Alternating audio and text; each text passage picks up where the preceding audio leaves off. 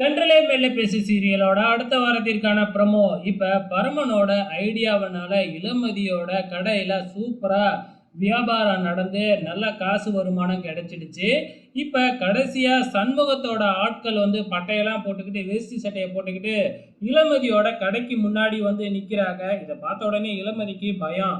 இருந்தாலும் பரம அங்க தான் இருப்பாப்ல. பரம வந்த உடனே வந்து பார்த்தீங்கன்னா, என்ன சொன்னாப்ல அப்படிங்கிறது தெரியல.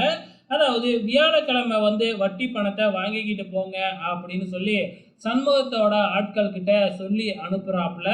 ஆனா இளமதி இருந்துகிட்டு, நீ மாட்டுக்கு வியாழக்கிழமை வட்டி பணம் கொடுக்கறேன்னு சொல்லிட்ட அப்படின்னு கேட்ட உடனே, நான் ஏன் கொடுக்க போறேன், நான் 3 நாள் தானே இந்த கடையோட ஓனரு, வியாழக்கிழமை ஆட்டோமேட்டிக்கா நீ தான் ஓனரு, அதனால நீ தான் வட்டி பணத்தை கொடுக்கணும் அப்படின்னு கிண்டல் பண்ணிக்கிட்டு இருக்கிறாப்புல.